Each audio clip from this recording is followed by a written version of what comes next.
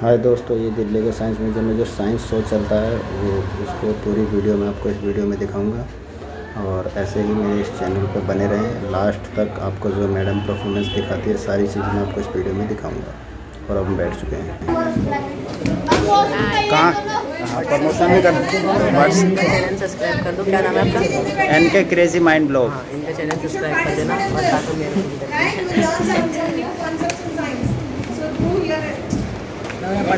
देख सकते हो हमारे देखने क्या देखना है भाई? कहाँ प्रैक्टिकल हो जाएगा, नंबर 0 आ जाएंगे भाई। अब हटाना है भाई, हम क्या देखने आए हैं? ये साइंस म्यूजियम आए हुए हैं स्कूल की तरफ से।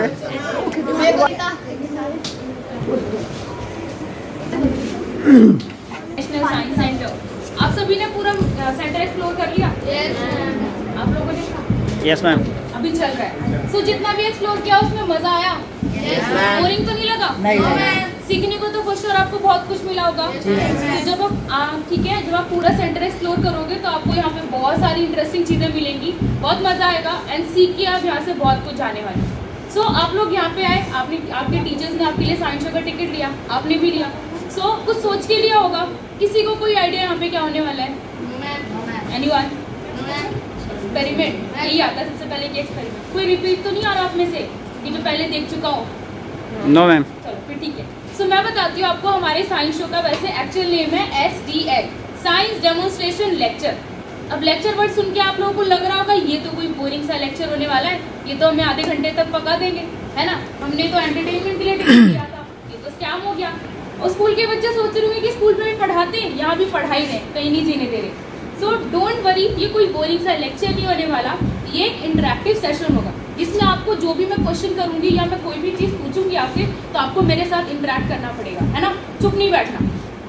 और क्या क्या चीज़ें होने वाली है, मैं आपको कुछ हैंड्स ऑन एक्टिविटी परफॉर्म करके दिखाऊंगी और उनके पीछे के साइंस एंड लॉजिक्स को समझाने की कोशिश करूँगी। क्योंकि हम अपनी डेली लाइफ में अपने आसपास बहुत सारी एक्टिविटीज़ ऑब्जर्व करते हैं बेस्ड ऑन साइंस, पर उनमें से कुछ एक्टिविटीज़ ऐसी भी होती हैं जिनमें से हम में से बहुत लोगों को नहीं पता होता कि कैसे हो रही हैं, क्यों हो रही हैं, उनके पीछे के साइंस एंड लॉजिक्स क्या हैं। तो वही मैं एक्टिविटीज़ कुछ ना कुछ आपको परफॉर्म करके दिखाऊंगी।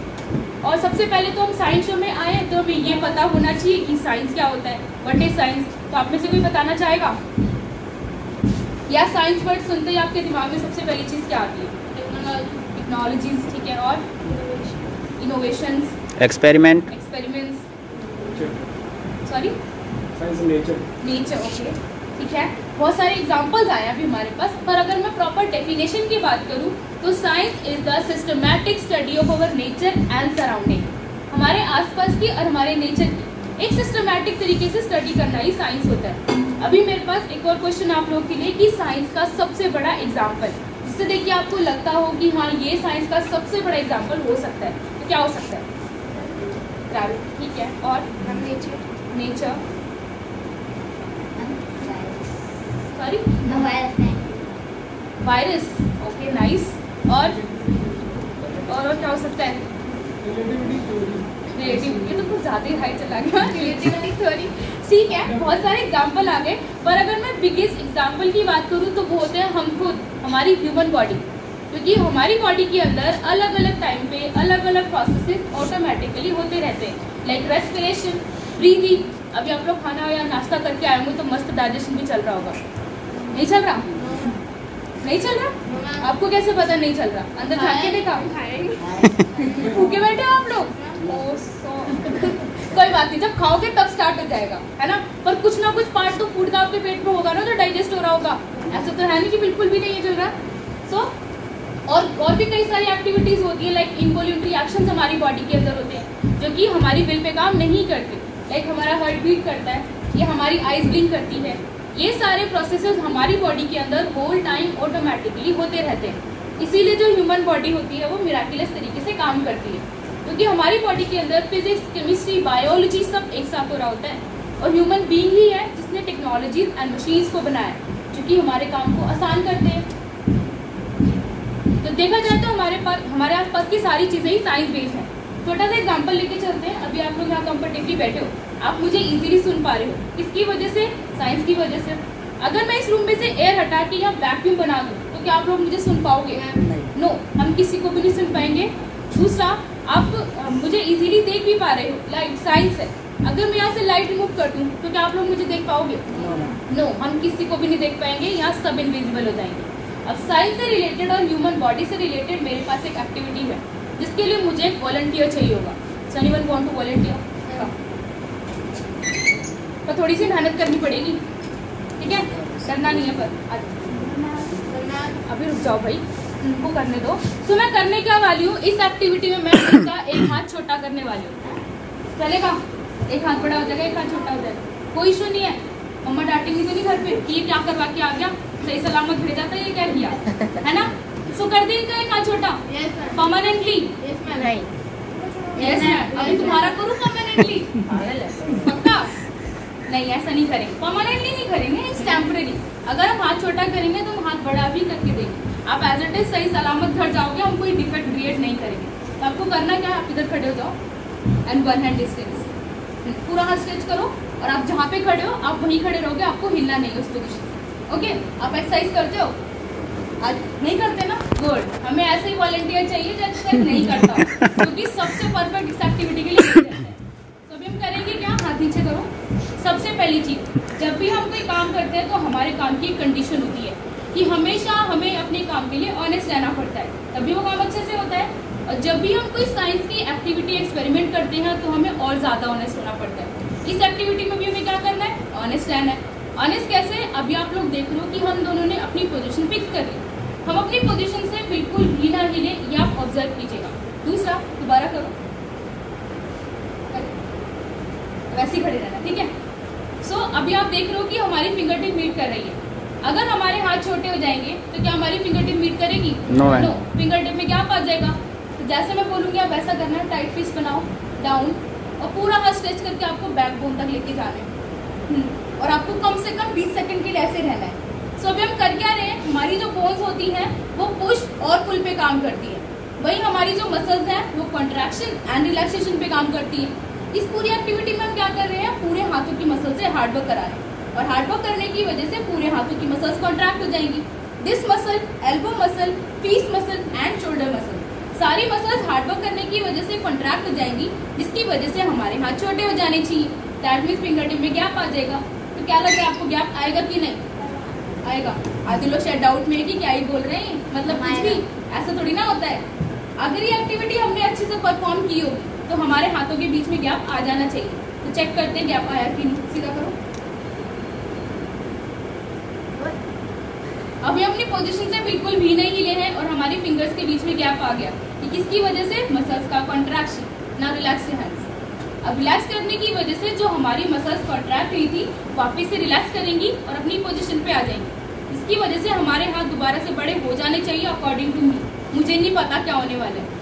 सो क्या लग रहा है, हाथ बड़े होंगे कि नहीं? अगर नहीं हो तो मेरी पिटाई तो नहीं होगी? पिटाई नहीं करना, क्योंकि मेरे को पिटाई से बहुत डर लगता है। कह लेना, मारना नहीं।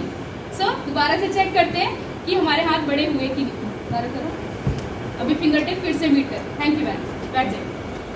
सो ये था साइंस से रिलेटेड और ह्यूमन बॉडी से रिलेटेड एक्टिविटी, मसल्स का कॉन्ट्रैक्शन एंड रिलैक्सेशन। पर ये प्रोसेस हमारी बॉडी में होल डे होता रहता है। कैसे? हम में से 90% लोगों को ये चीज़ नहीं पता होती, पर जब हम सुबह सोकर उठते हैं तो उस टाइम पे हमारी हाइट कुछ इंचेस बढ़ी हुई होती है पूरे दिन के कंपैरिजन में। आप कभी मेजर करके देखना, मॉर्निंग में जब आप सोकर उठोगे और इवनिंग या फिर नून के टाइम पे, तो आपको ये डिफरेंस दिखेगा। पर ऐसा होता क्यों है? क्योंकि पूरे दिन हम लोग बहुत हार्ड वर्क करते हैं। कोई स्कूल जाता है, कोई कॉलेज जाता है, कोई ऑफिस जाता है, कोई घर का काम करता है। इसकी वजह से हम पूरे दिन हार्ड वर्क करते हैं और हमारी पूरी बॉडी की मसल्स कॉन्ट्रैक्ट हो जाती है। पर जैसे ही हम रात को सोते हैं, जो मसल्स कॉन्ट्रैक्ट हुई थी वापस से रिलैक्स करती हैं, इसीलिए मॉर्निंग टाइम पे हमारी हाइट कुछ इंचेस बढ़ी हुई होती है। अब सेम एक्टिविटी घर पे परफॉर्म करके देख सकते हैं विद बॉल। ऐसे डिस्टेंस बनाइएगा और सेम प्रोसीजर को आप रिपीट कीजिएगा, तो आप देखेंगे कि आपकी फिंगर और बॉल के बीच में गैप आ जाएगा और रिलैक्स करने पे वो गैप फर्दर रिफिल भी हो जाएगा। और आप किसी अदर वॉलंटियर के साथ भी एक्टिविटी कर सकते हैं, जैसे मैंने किया। सो नेक्स्ट एक्टिविटी में मैं आपको अपने दोस्त से मिलवाती हूँ। ये है मेरा दोस्त अक्षय। किसी को अक्षय का मीनिंग पता है? एनीवन? अक्षय का मीनिंग होता है जिसका कोई क्षय नहीं होता, जिसका कोई अंत नहीं होता, इमॉर्टल, अनडिस्ट्रॉयबल। अब ये क्या करता है? ये मेरा सबसे अच्छा दोस्त है तो ये मैं इससे जब भी पानी मांगती हूँ ये मेरे को तुरंत पानी ला के देता है। तो अभी देखते हैं इसके अंदर पानी है कि नहीं, क्या लग रहा है होगा कि नहीं, डाउट है आगे। पानी तो था और सारा पानी खाली भी हो गया। अब मुझे क्या करना है, जस्ट इससे थोड़ी सी रिक्वेस्ट करनी है कि हे प्यारे अक्षय मुझे थोड़ा सा पानी दो। तभी मेरा फ्रेंड है तो मेरी हेल्प करनी चाहिए कि नहीं, करनी चाहिए। आप लोग के फ्रेंड आपकी हेल्प करते हैं? नहीं करते। करते हैं ना। तो ये मेरी हेल्प करेगा, देगा पानी। कैसे देगा, अभी तो आपके सामने खाली किया, कैसे देगा। और ये तो फ्रेंड भी है और इसका नाम भी है अक्षय, तो हमारा फ्रेंड है तो इसको हमारी हेल्प तो करनी बनती है। तो देखते ही हमारी हेल्प करता है कि नहीं। अरे वाह, ये तो सच्ची में बेस्ट फ्रेंड निकला है ना। एक बार और ट्राई करें, एक बार और आजमा के देखते हैं। पर करना क्या है कि रिक्वेस्ट करनी है और प्यार से बात करनी है कि हे प्यारे अक्षय मुझे थोड़ा सा पानी दो। रिक्वेस्ट कर दी, अभी दोबारा से हेल्प करेगा हमारी, दोबारा पानी देगा। कैसे देगा, 2 बार तो खाली कर दिया, इतना सा जगह कितना पानी लाएगा। पर ये तो बेस्ट फ्रेंड भी है, तो जितनी बार हम हेल्प मांगेंगे इसको हमारी हेल्प करनी पड़ेगी, अब चाहे जैसे मर्जी करें। तो देखते ही हमारी दोबारा से हेल्प करता है कि नहीं करता। क्या लग रहा है, करेगा? अरे वाह, ये तो सच्चा वाला दोस्त निकला। मैम देख सकते हैं एक बार इसको? देखो ना दूर से। नहीं, टच करके देख सकते हैं? टच करके क्यों दिखाएं, नहीं दिखाएंगे। जग के अंदर क्या होता है मैम वही देखना चाह रहे हैं। साइन। अब ऐसे चलो मैं किसी बच्चे को बुलाती हूं। ठीक। इसके अंदर कुछ दिख रहा है? नहीं है ना, खाली है पक्का। सब बैठो, अभी बताते हैं हम क्या है इसके अंदर। इसके क्या है, कोई रीजन नहीं है, it's just a power of friendship, वही चीज है इसके अंदर। तो अभी हम क्या करेंगे, आपका बेस्ट फ्रेंड बन गया या बनाए? किस किस को इसका बेस्ट फ्रेंड बनना है, अच्छा मुझे बताओ। सबको बनना है, ठीक है। बाकी लोग दोस्ती पे विश्वास नहीं आपको, इतने धोखे खा लिए। सर आपके सामने मना कर रहे हैं कि नहीं? ज्यादा धोखेबाज है। धोखेबाज होके खुद मना कर रहे हैं भाई, ये सही था।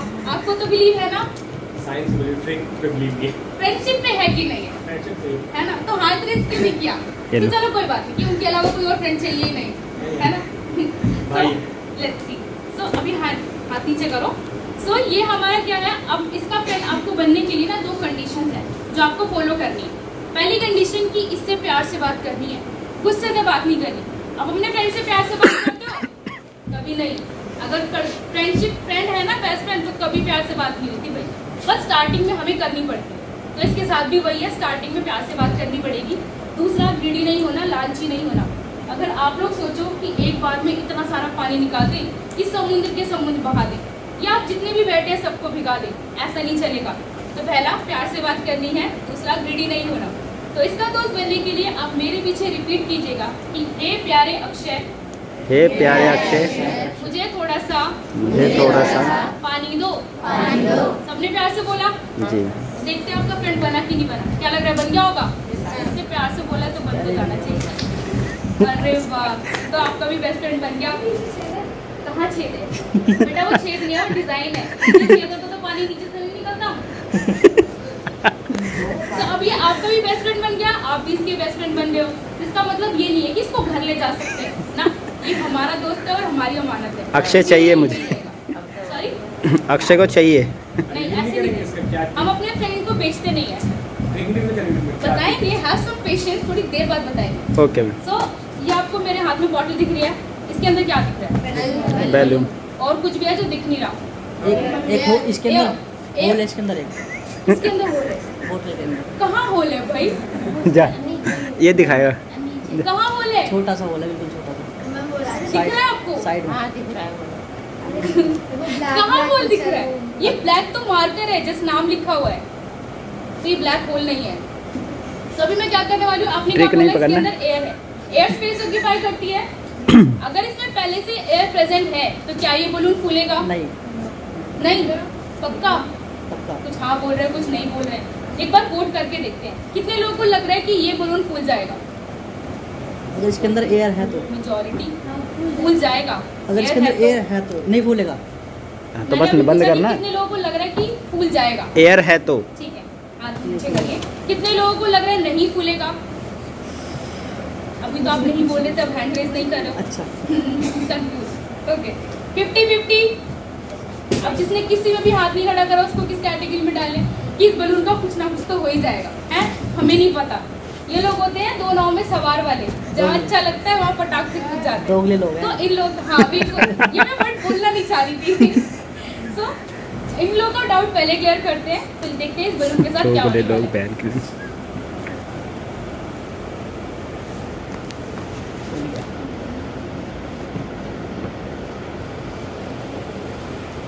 ये बलून तो फूल गया, अंदर की एयर कहाँ गई? होल है इसके अंदर। कहाँ होल है भाई? अब तो होल के पीछे ही पड़ गए। क्या हुआ? कुछ कह रहे हो? हवा भी नहीं निकल रही। हवा भी नहीं निकल रही, वही तो, यही तो मैजिक है कि ये क्या है, इसके अंदर एयर पहले तो गायब हो गई। दूसरा, आप इसके ऊपर देखो कोई ढक्कन नहीं है और मैंने कोई नोट भी नहीं बांधी हुई, स्टिल वो एयर बाहर नहीं आ रही। खाओ, नॉर्मली आप बलून फुलाते हो, उसको छोड़ देते हो, उसकी सारी एयर बाहर आ जाती है। ये भी तो बलून है, ये इसकी तो नहीं आ रही है।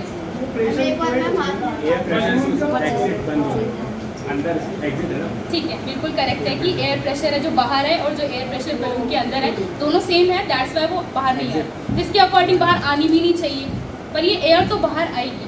पर कैसे आएगी? ये है मैजिक बॉटल और ये है मेरी बॉटल। अब मेरी बॉटल है तो ऑब्वियस सी बात है ये मेरी आवाज़ पहचानती होगी, तो ये सिर्फ मेरी आवाज़ पहचानती है, तो मैं बोलूँगी गो एयर, तभी ये एयर बाहर जाएगी, अदरवाइज ये एयर बाहर नहीं जाएगी। अब बोलो गो एयर, अभी बोलो, अभी बोलो। तीनों ने कितने प्यार से बोला, सुना नहीं सुना? मैंने पहले ही बोला था ये सिर्फ मेरी आवाज़ पहचानती है, तो क्या लग रहा है मेरी आवाज़ जाएगी एयर की? नहीं जाएगी, जाएगी। चलो ट्राई करके देखते हैं। बलून की सारी एयर बाहर, खाना मैजिक था कि नहीं था? पक्का? Yes ma'am. आप लोग को ट्रिक सिखाते हैं? Yes ma'am. चलो क्या? छेद में कौन से छेद में प्रेशर बना रखा था? तो भाई कॉन्फिडेंस से बोलना होता है ना। जैसे सर ने बोला बिल्कुल करेक्ट है, इसके बॉटम में छोटा सा होल है, पर मैं पहले एग्री क्यों करूँ? मेरी एक्टिविटी नहीं खराब हो जाएगी। तो that's why I disagreed him, but actual में होता यही है। सो इसके बॉटम में छोटा सा होल है, अगर मैं इस होल को कवर करते हुए इस बलून को फुलाऊं कभी नहीं फूलेगा, क्योंकि पहले से एयर प्रेजेंट है जिसने स्पेस ऑक्यूपाई किया हुआ है। मैं क्या करती हूँ, उसको फुलाने से पहले इस होल पे से हाथ हटा लेती हूँ, तो जो अंदर की एयर है वो इस होल के थ्रू बाहर आ जाती है और बलून को स्पेस मिल जाता है, जिसकी वजह से वो बड़े आराम से फूल जाता है। जैसे ही फूला मैंने इस होल को दोबारा से कवर कर लिया। अब जैसा उन्होंने बताया कि एयर का प्रेशर, तो जो एयर का प्रेशर बाहर है और जो एयर का प्रेशर इस बलून के अंदर है दोनों सेम हो जाते हैं, जिसकी वजह से ये ओपन होने के बावजूद भी एयर बाहर नहीं आती। पर जैसे ही मैंने तो आपको उसी डायरेक्शन में देखते हुए बताना है मैंने कौन सी साइड पर रख दिया, कौन सी साइड पर रख हुआ? Right side. नाउ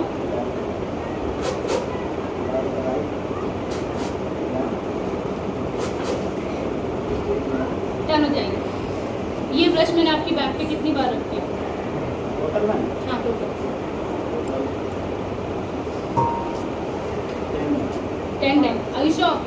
लॉक कर दें? ब्रश रब हुआ? ठीक है, तो ही सेइंग कि ब्रश रब हुआ। ना ऑडियंस आप बताइए कि ये ब्रश मैंने इनकी बैक पे कितनी बार रब किया? 0। सही से बताओ भाई, ये तो बोल रहे हैं 0 टाइम्स। आर यू श्योर आपको ब्रश फील हुआ? पक्का तो नहीं बोल रहा, ये तो बोल रहे हैं कि ब्रश फील हुआ है। मैंने इनकी बैक पे ब्रश एक बार भी टच भी किया? ये ब्रश मैंने आपकी बैक पे एक बार भी टच नहीं किया। आपको फील हुआ? इनको तो फील हुआ, पर मैंने तो ये किया ही नहीं। तो ये क्या चल रहा है? कुछ तो गड़बड़ चल रही है ना? सो एक्चुअली हमने क्या किया, इस एक्टिविटी हमने सर को बनाया। और इस ब्लॉग में आप बने रहें, वीडियो लंबी होगी बट इसमें आपको पूरा साइंस म्यूजियम कवर कर दूंगा मैं इसमें, और बने रहें इस मेरे ब्लॉग पे और कमेंट ज़रूर करना कैसा लगा आपको। कुछ भी कंडीशन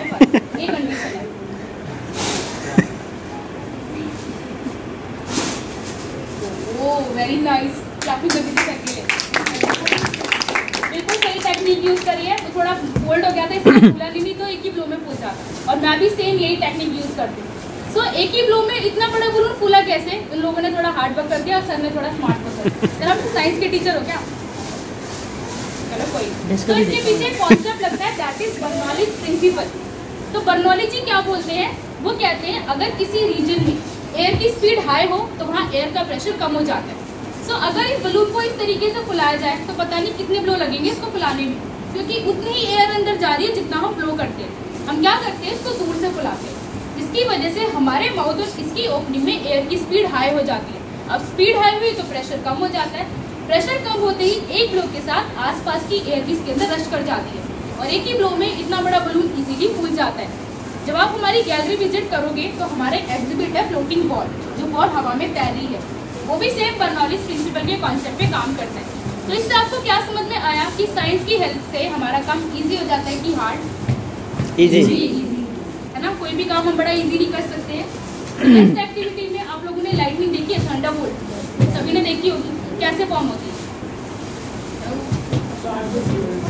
क्लाउड्स हैव आयंस और चार्जेस पॉजिटिव नेगेटिव, वो एक दूसरे को अट्रैक्ट करते हैं, कोलाइड करते हैं, लाइटनिंग फॉर्म होती है। अब कोई भी चार्ज है अपने आप को न्यूट्रल करने की कोशिश करता है, इसी तरीके से लाइटनिंग भी अपने आप को न्यूट्रल करने की कोशिश करती है, जिसकी वजह से वो ग्राउंड में आती है, क्योंकि ग्राउंड में भी चार्जेस होते हैं। वैसे तो हमारी एयर एक तरीके का इंसुलेटर है, इलेक्ट्रिसिटी पास नहीं करती, पर अगर किसी कंडक्टर में एक्सेस अमाउंट में इलेक्ट्रिसिटी प्रोड्यूस हो जाए तो हमारी एयर इंसुलेटर से कंडक्टर बन जाती है और वो इलेक्ट्रिसिटी को पास कर देती है। इसीलिए जो लाइटनिंग है वो एयर से होते हुए क्लाउड से ग्राउंड में आ जाती है। हम आपको यहाँ पे आर्टिफिशियल लाइटनिंग दिखाते हैं with this separator. This is when D graph generator, जिसके बॉटम में एक मोटर फिट है, ये सिलिकॉन की बेल्ट है जो रोटेट होती है, एंड दिस इज कंडक्टिंग डोम। जैसे हम मोटर को स्टार्ट करते हैं, इसके सारे पॉजिटिव चार्ज इस बेल्ट से होते हुए इस डोम पे आके कलेक्ट हो जाते हैं।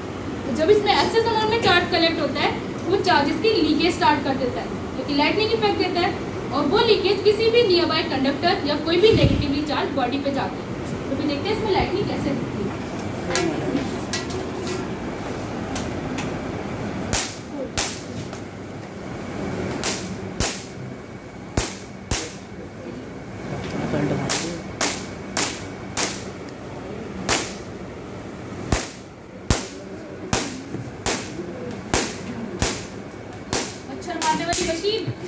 है ना, एक्चुअली होता क्या है कि ये जो डोम है ये ग्राउंडेड है और नेगेटिवली चार्ज है, इसीलिए सारे पॉजिटिव चार्ज की लीकेज इसी डोम पे आ रही थी। अगर मैं इस डोम को यूज ना करूँ तो इसके नियर बाय कंडक्टर में ही खड़ी हूँ, तो क्या होता है, सारे मच्छर मेरे ऊपर मर रहे होते, मतलब ये मेरे को शॉक दे देता। और अगर मैं इस डोम को लेके दूर जाऊंगी तो ऐसा नहीं है कि हमें लाइटनिंग बहुत बड़ी दिखेगी, क्या होगा, इसके नियर बाय कंडक्टर आप में से कोई आ जाएगा तो ये किसी को भी शॉक दे देगा। अच्छा, आप लोगों ने सुना होगा कि करंट लगता है तो हमारे बाल खड़े हो जाते हैं, सुना है? बनवाने किसी को स्पाइक बनवाने, डर नहीं लग रहा? पहले बाल खड़े हुए, कितने बाल खड़े हुए? नहीं, हम आप लोगों के बाल नहीं खराब करते, हम ये वीडियोस कर रहे हैं, बहुत डेंजरस है, पता है? करंट लग गया ना, करंट लगेगा ना, पता नहीं क्या होगा, बेहोश हो जाएगा।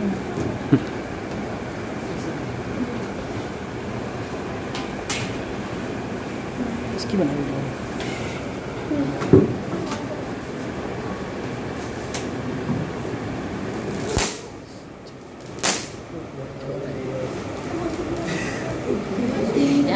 मंजिल का मैजिक ही है।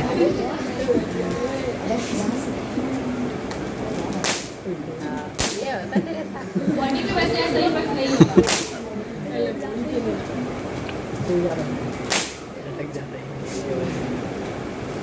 तो अब ये हो क्यों रहा है, क्योंकि इस डोम के जितने भी पॉजिटिव चार्ज हैं वो सारे इन बालों के टिप पे चले गए और सारे लाइक चार्जेस होने की वजह से एक दूसरे को रिपेल करते हैं और ये खड़े हो जाते हैं।